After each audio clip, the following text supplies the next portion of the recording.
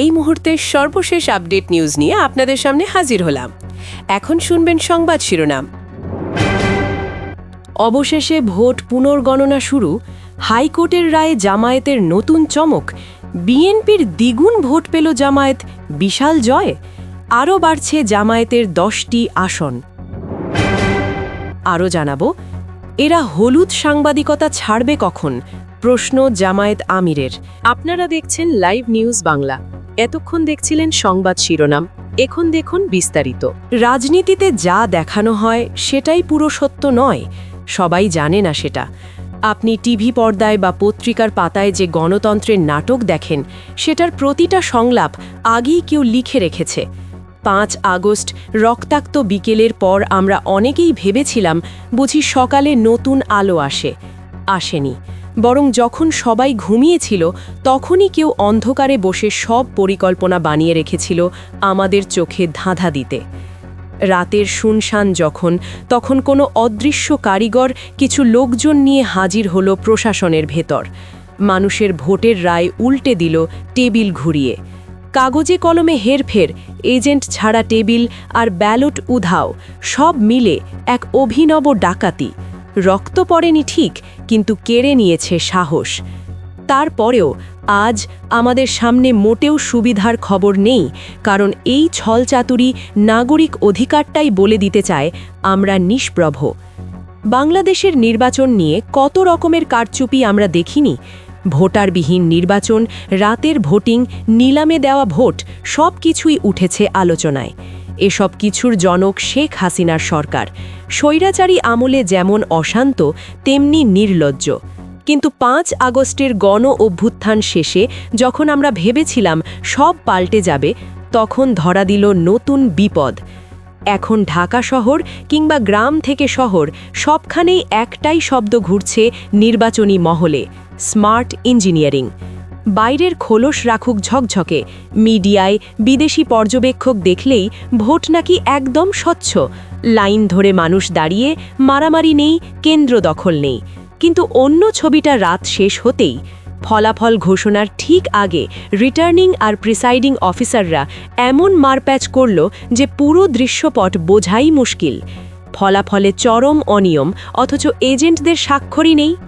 সবচেয়ে বেশি অভিযোগ এবার বিএনপির দিকেই। অনেক জায়গায় তাদের প্রার্থী বলা না বলা টেকনিকেই জয়ী। এতে করে সাধারণ মানুষের মনে ক্ষোভ জন্মেছে। আর এই পুরো নাটকের পেছনে গত 1 মাসে প্রশাসনে ধরা বাঁধা বদলের জোয়ার। চিন্তা করতেই পারেন, মাত্র 30 দিনে দেশের বেশিরভাগ গুরুত্বপূর্ণ দপ্তরে বিএনপিপন্থী লোক ঢুকিয়ে ফেলা হয়েছে। কৌতুক দেখুন, যাদের জনগণ ভোটে হারিয়েছে তাদেরই দিয়ে জেলা চালানো হচ্ছে। মানে কোথাকার কোন হারিয়ে যাওয়া নেতা এখন পুরো জেলার কর্তা। আওয়ামী লীগ 17 বছরে আর যা পারেনি, এখনকার অদৃশ্য শক্তি তাই করে দেখিয়েছে দিন কয়েকেই। সব কিছু হিসেবই, ফালাক্কার মতো। সাধারণ মানুষ ব্যস্ত ফ্যামিলি কার্ড, চাল, ডালের ব্যবস্থা নিয়ে, সেটা নিয়েই পড়ে আছে। এর ফাঁকে ফাঁকে দেশ নিয়ন্ত্রণ করছে কারা, কেউ খবর রাখে না। এই সূক্ষ্ম কৌশলের কাছে সাধারণ মানুষ বোকার মতো। খুলনা 5 আসনের কথা ধরুন, এখানে জামায়াতের হেভিওয়েট নেতা মিয়া গোলাম পরোয়ার ছিলেন প্রার্থী। এই এলাকা নিয়ে সবাই বলছিলেন ওনার জয় অবধারিত। 2001-এর কঠিন সময়েও তিনি পারতেন, এবারও পারার কথা। ফল কি হলো? মাত্র 2000 ভোটে হেরে গেলেন। কে জিতল? বিখ্যাত হাওয়া ভবনের মালিক গোছের বিএনপি নেতা আলিয়া আসগর রবি। ভোটের এমন ফল ঘোষণার পর থেকেই কানঘুষা, তরজা, সন্দেহ সব চরমে উঠেছে। এখন সেই সন্দেহ এবার বিশাল বিস্ফোরণ হয়ে আইনি কাঠামোর মুখোমুখি। সবশেষে স্পষ্ট, এটাই আধুনিক বাংলাদেশের ভোটের খেলা, যা বাইরে ঝকঝকে মনে হয়, ভেতরে শুধু কুয়াশা আর প্রতারণা। অ্যাডভোকেট শিশির মোহাম্মদ মনির, সুপ্রিম কোর্টের পরিচিত আইনজীবী, হাইকোর্টে খুলনা 5 আসনের এই নির্বাচনী ফলাফল চ্যালেঞ্জ করে এক চমক দেওয়া মামলা করেছেন। আদালতে দাঁড়িয়ে উনি এমন কিছু প্রমাণ সামনে এনেছেন যা শোনার পর কারো চোখ কপালে না উঠে পারেই না। আপনি কল্পনা করুন, নির্বাচনে প্রায় 17,000 ব্যালট পেপার গণনা হয়েছে, যার একটিতেও পোলিং এজেন্টের বাধ্যতামূলক স্বাক্ষর নেই। অথচ আইনের নিয়ম পরিষ্কার, প্রতিটি ব্যালটের পেছনে সেই স্বাক্ষরটা থাকা লাগবেই। এই 17,000 স্বাক্ষরহীন ভোট একেবারে নকল, ভোট ডাকাতির কাঁচা হাতে নাতে ধরার মতো প্রমাণ। এদিকে নির্বাচনে পরাজয়ের ব্যবধান মাত্র 2,000 ভোট, কিন্তু জাল ভোট 17,000। কোনো স্বাভাবিক নির্বাচন হলে এমনটা কল্পনাই করা যায় না। তাই আদালতও চুপ থাকেনি। বিচারপতি মোহাম্মদ জাকির হোসেনের একক হাইকোর্ট বেঞ্চ দ্রুত শুনানির জন্য আবেদনটি গ্রহণ করেছেন, আর আদালত রীতিমতো নির্দেশ দিয়েছেন বিতর্কিত ওই ব্যালট পেপারগুলো অক্ষত রাখতে হবে, কোনোভাবেই যেন সেগুলো গায়েব না করতে পারে ভোট কারিগররা। এই ঘটনাগুলো আসলেই ব্যতিক্রম। মনে হতেই পারে এই ভোট চুরির শিকড় কি কেবল খুলনাতেই আটকে? আমাদের অনুসন্ধানে বেরিয়ে এসেছে আসল দৃশ্যপট আরও গভীর এবং বিস্তৃত, এমনকি দেশের বহিঃপ্রান্তেও ছড়িয়ে।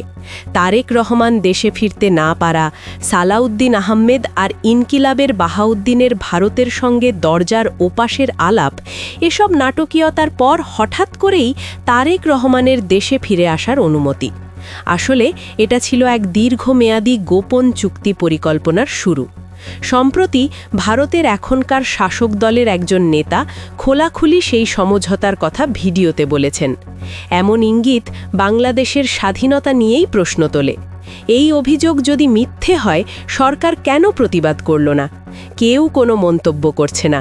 এই নীরবতায় গন্ধ স্পষ্ট। নির্বাচনে যা যা হলো, জামায়াতে ইসলামী কেন তখন মুখে কুলু পেটেছিল, এ নিয়েও কানাঘুষো আছে। অনেকে মনে করেন ওরা চায়নি দেশে ঝামেলা বাড়ুক, সুযোগে আওয়ামী লীগ অস্থিরতা ছড়িয়ে দিতে পারত বলেই জামায়াত চুপ ছিল। রাজনৈতিকভাবে মানতেই হয় এই কৌশল তাদের পরিপক্কতারই পরিচয়, কিন্তু সাধারণ মানুষের ভোট লুট হচ্ছে, এটাই আর কোনো আড়াল নেই।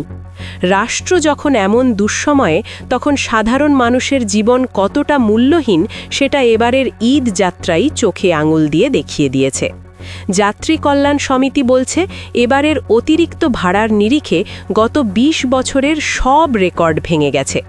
আপনি সামাজিক যোগাযোগ মাধ্যমে একটু স্ক্রল করলেই দেখা যাবে মানুষ শুধু হাহাকার করছে। নাগরিকেরা রাস্তার ওপর চাপা কান্না কাঁধে নিয়ে হাঁটছে, আর তখন আমাদের পরিবহন মন্ত্রী রবিউল সাহেব সরলভাবেই একেবারে বিপরীত গান গাইছেন।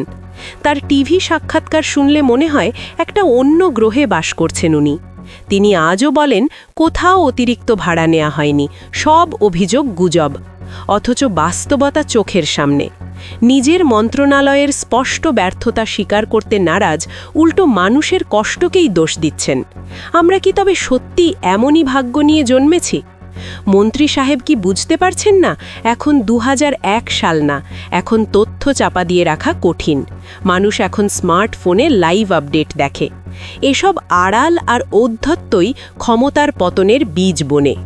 ফিরে আসি খুলনা 5-এর সেই আদালতের লড়াইয়ে। এ লড়াই চলছে গণপ্রতিনিধিত্ব অধ্যাদেশের 49 নম্বর ধারায়। আইন অনুযায়ী নির্বাচনে বড় ধরনের অনিয়ম বা পেশি শক্তির দেখা পেলে আদালত সরাসরি হস্তক্ষেপ করতে পারেন। অনেকের মাথায় প্রশ্ন, শেষ পর্যন্ত কি হতে পারে? আইনি দৃষ্টিকোণ থেকে দেখলে 3টে সিদ্ধান্তের কোনো একটাই সম্ভব। প্রথমত, যদি আদালত নিশ্চিত হয় ওই 17,000 ব্যালটে সত্যিই এজেন্টের স্বাক্ষর নেই, ট্রিবিউনাল সাথে সাথে ওই ভোটগুলো বাতিল বলে ঘোষণা করবেন। দ্বিতীয়ত, জাল ভোট কাটা দিলে যদি নতুন গণনায় মিয়া গোলাম পরোয়ার এগিয়ে থাকেন, তখন আদালত আগের ফল পুরো উল্টে দিয়ে তাকে বিজয়ী ঘোষণা করবেন। সবচেয়ে বড় কথা, আদালত যদি দেখেন কারচুপি খুব স্পষ্ট ও সুবিন্যস্ত, তখন খুলনা 5 আসনের পুরো নির্বাচন বাতিল করে আবার ভোটের নির্দেশও আসতে পারে। তাই এই মামলা আসলে কেবল মিয়া গোলাম পরোয়ার বা আলী আসগর রবির লড়াই না, এটা বাংলাদেশের গণতন্ত্র আর ভবিষ্যৎ নির্ধারণেরও লড়াই। যখন সবাই স্বপ্ন দেখে নিরপেক্ষ ভোটের, তখনও যদি গায়েবী ব্যালট আর অফিসারদের কারসাজি চলে, তাহলে এই জাতির গন্তব্যটা আদৌ কোথায়? সবার আগে সর্বশেষ আপডেট নিউজ দেখতে সাবস্ক্রাইব করে আমাদের চ্যানেলের সাথেই থাকুন। আমাদের নিউজ ভালো লাগলে লাইক, কমেন্টস ও শেয়ার করুন। ধন্যবাদ সকলকে।